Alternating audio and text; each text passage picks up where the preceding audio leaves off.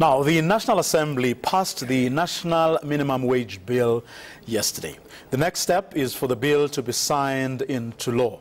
To talk more on the matter, we're joined from our studio in Cape Town by Moleko Phakedi from the South African Federation of Trade Unions. And right here with me in studio is Research Officer Nxumalo from the Federation of Unions of South Africa. Thanks to both of you gentlemen for coming through. Welcome to News Night. Now, if I may start with you, Mr. Phakedi, in Cape Town. Shortly after the bill, of course, was passed in the National Assembly, your organization announced that you will be embarking on a two-day national strike against the bill. Why? No, we were very disgusted yesterday at the passing of the proposed bills, in spite of the fact that workers across the length and breadth of the Republic have expressed their discomfort, dissatisfaction and rejection of such a national minimum wage, the amended Labour Relations Act, including the Basic Conditions of Employment Act. It is a total disregard of what we believe in a democratic country should be respected. And that is an issue that has to deal with public participation, ensuring that each and every piece of legislation that is passed enjoys such a process. So it's quite disappointing that the current government have decided to pass those legislations, and we view that as a tax on workers and the working class as a whole within the Republic. Mr. Nxumalo, your organization has welcomed the bill. Yes, thank you very much for having me. Our first reaction is a sense of great relief, because if you remember, originally it was planned to release or introduce a national minimum wage for South Africa on May Day, on the 1st of May. But there were parliamentary processes that had to be completed. And as Labour, as part of the as part of the Labour collective that fought hard for the national minimum wage, we felt somehow unsettled by that. We thought maybe the authorities were in kind of some delaying tactics. And yesterday, or now, we're relieved that finally the National Assembly has passed it. The statistics, the key statistics is that, I mean, at present moment, over 6 million South Africans earn below that minimum wage, earn below 3,500. And out of that 6 million, almost 5 million earn just around 2,000. Just imagine that kind of picture. So even people are working, they are actually living in abject poverty. So the immediate effect or impact of the new law is to lift millions and millions of South African workers out of poverty. And we really welcome that. I mean, we are relieved that the government has finally passed that, and this is going to be law after it has been signed by President Ramaphosa. Moleko Phakedi, it may not be meeting your needs or all your needs, or it may not do what you believe it could potentially do, but it's a step in the right direction. Do you accept that?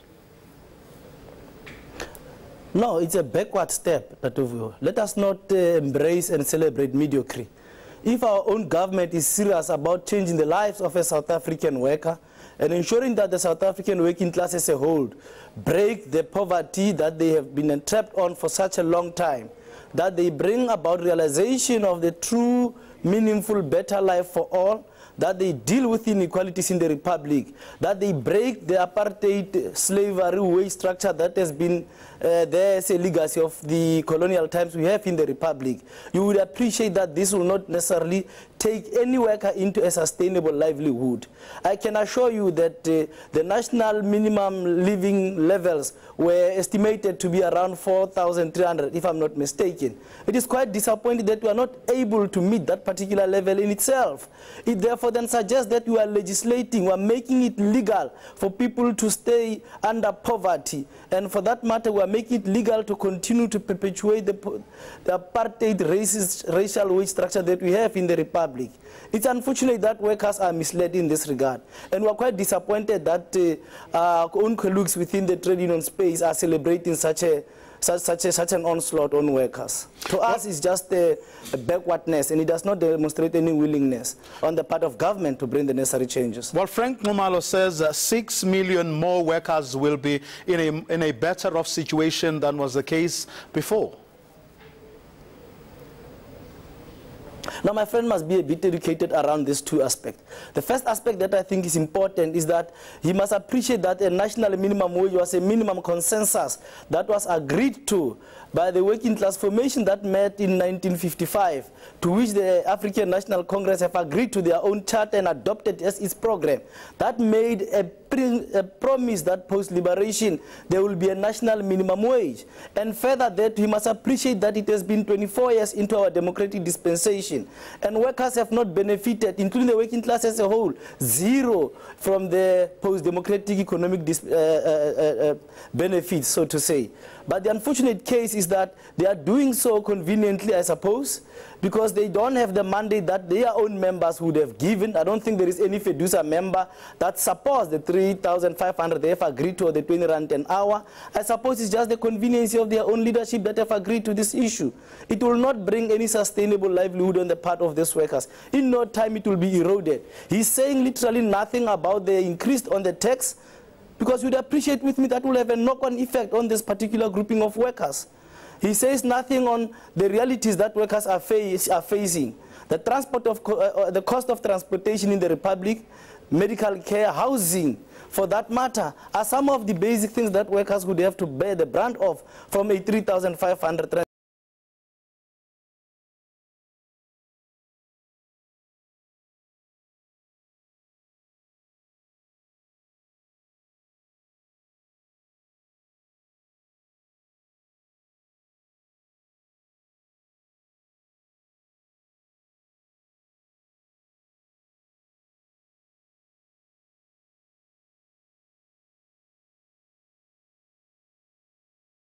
Objectives of the bill is to prevent prolonged strikes.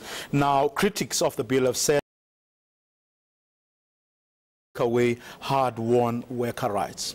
Okay, before I go into that, I need just to refer to what my colleague has said. I mean, he mentioned one important statistic, that the poverty datum line in South Africa is around 4,500, and that is true.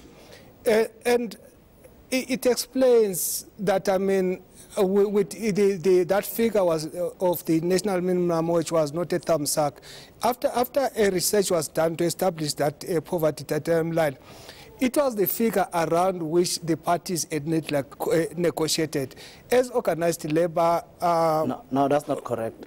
As organized labor in NEDLAC, with COSATU, NACTU, and Fedusa, wanted 26 rand per hour, which is higher than the 20 rand an hour. But because things are negotiated, and that is because we should understand that when it comes to economic matters, nationally, the government, our government only controls about 20% of the economy. About 80% is in private hands. That is general. But when it comes to industry, almost 100% is in private hands. So whatever law that has got economic effect has got to be negotiated with the power brokers in the private in industry, which is the private sector. So we had to negotiate. So the government cannot use a big carrot. I mean, when it comes to the private, we have to negotiate around that. Moleko? No, but with greatest respect.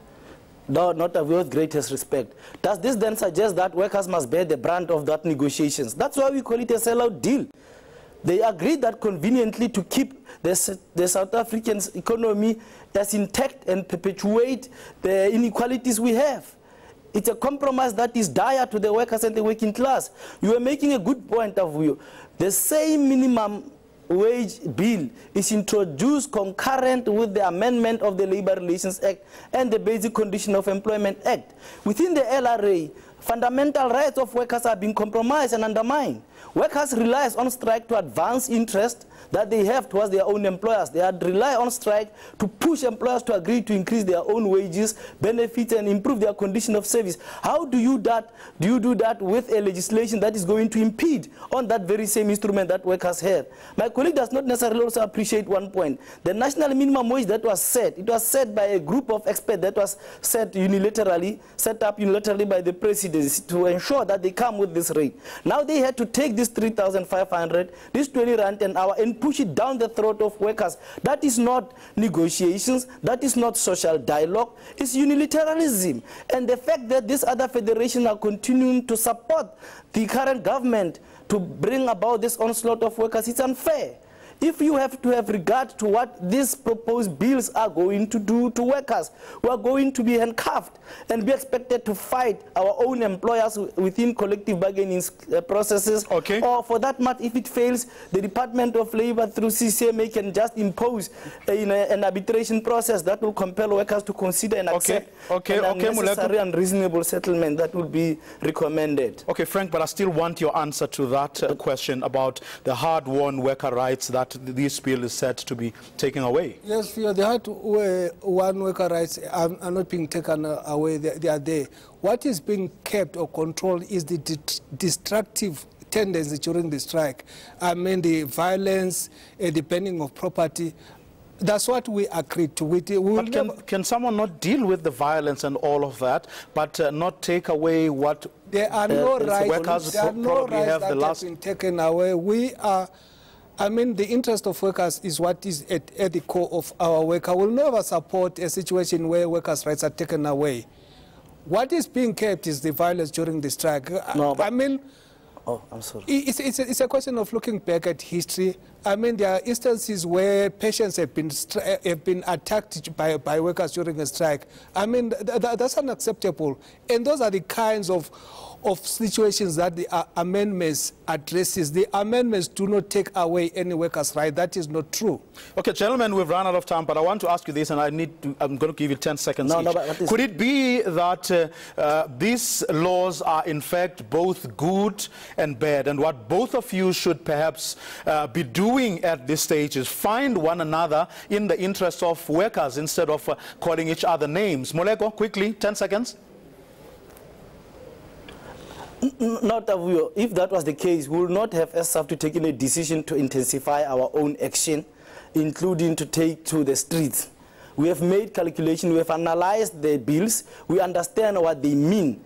There is nothing progressive that you will get out of those bills. Okay. The national minimum wage as a principle, it's an important instrument, we support that. But we reject with all contempt the diminishing of workers' rights and, of course, taming them and handcuffing them. Okay. That can't Frank? be correct. These are constitutional rights of workers. We totally support workers' unit because United was strong.